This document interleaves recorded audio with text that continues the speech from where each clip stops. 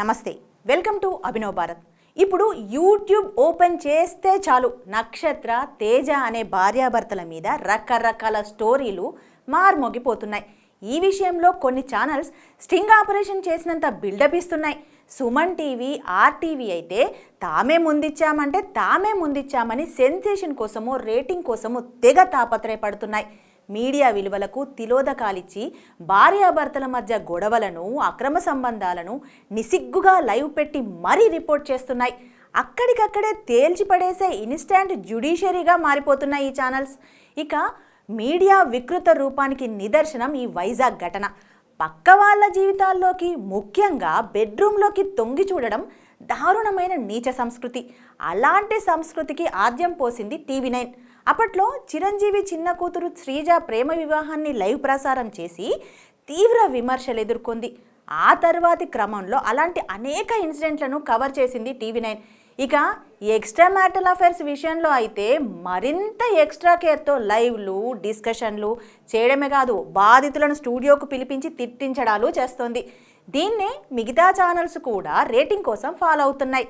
గత కొన్నేళ్ల క్రితం ఫిలిం ఛాంబర్ ముందు శ్రీరెడ్డి అనే ఒక నటి అర్ధనగ్నంగా కూర్చుని నిరసన తెలిపితే నిసిగ్గుగా లైవ్ టెలికాస్ట్ చేశాయి చాలా ఛానల్స్. తవ్వుతూ పోతే ఇలాంటివి ఎన్నో. ఇప్పుడు దీన్ని విపరీతంగా ఫాలో అవుతున్నాయి తామర తంపరలాగా పుట్టుకొస్తున్న యూట్యూబ్ ఛానల్స్. అలాగే రవిప్రకాష్ వేసిన ఈ బీజాన్ని అదే రవిప్రకాష్ కంబ్యాక్గా వస్తున్న ఆర్టీవీతో కొనసాగిస్తున్నారు. తన మార్కును అలా నిలబెట్టుకుంటున్నారన్నమాట. ఇక దీనివల్ల ఎవరికి ఉపయోగం? ఇలాంటి జర్నలిజం సమాజానికి లాభమా? అసలు ఇది జర్నలిజమేనా? ఇద్దరు మేజర్ల మధ్య సమస్య వస్తే తీర్చడానికి కుటుంబాలున్నాయి, అది కాకపోతే పోలీసులున్నారు, కోర్టులున్నాయి, న్యాయ వ్యవస్థ ఉంది. మీడియాకు ఇందులో ఏం పని? సోషల్ మీడియా అత్యుత్సాహానికి కట్టడెక్కడా? వైవాహిక జీవితంలో సమస్యలు వస్తే, వివాహేతర సంబంధాలతో గొడవలు వస్తే అవి భరించలేనంత స్థాయికి వెడితే మీడియాకెక్కొచ్చు, ప్రెస్ మీట్లు పెట్టి న్యాయం అడగొచ్చు. కానీ మీడియా బెడ్రూమ్లోకి దూరిపోవడం, వాళ్ళు ఏడుస్తున్నా, భర్త భార్యను కొడుతున్నా, ఒంటి మీద దుస్తులు సరిగ్గా లేకపోయినా అబ్బా మంచి సీన్ మిస్ అవుతాం అన్న రేంజ్లో మైకులు నోళ్ల ముందు పెడుతూ వీడియో లైవ్ ప్రసారం చేయడం సిగ్గుమాలినతనం కాదా? దీని మీద బాధ్యతాయుతమైన ప్రతి పౌరుడు వ్యతిరేకించాలి. అడ్డమైన హెడ్డింగులు పెట్టి ఇలాంటి వాటిని సొమ్ము చేసుకోవాలని చూసే సోషల్ మీడియా కుక్కమూతి పిందెలకు అడ్డుకట్ట వేయాలి. దీని మీద దేశవ్యాప్తంగా సమగ్రమైన చర్చ జరగాలి. దిశ చట్టం కింద ఇలాంటివి నేరంగా పరిగణించినా దాన్ని సక్రమంగా అమలు చేసే వ్యవస్థ లేకపోవడం మీద ఆలోచించాలి.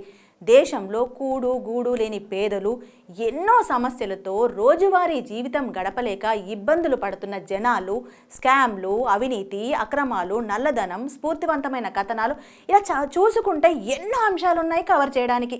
కానీ వీటన్నింటిని వదిలేసి ఇలాంటి పిచ్చి వాటి మీద చూపించాలనుకునే అత్యుత్సాహాన్ని మొదట్లోనే కట్టడి వేయాలి. ఈ విష సంస్కృతిని కట్టడి చేయడానికి సోషల్ మీడియాకు, యూట్యూబ్కు గైడ్లైన్స్ విధించాలి.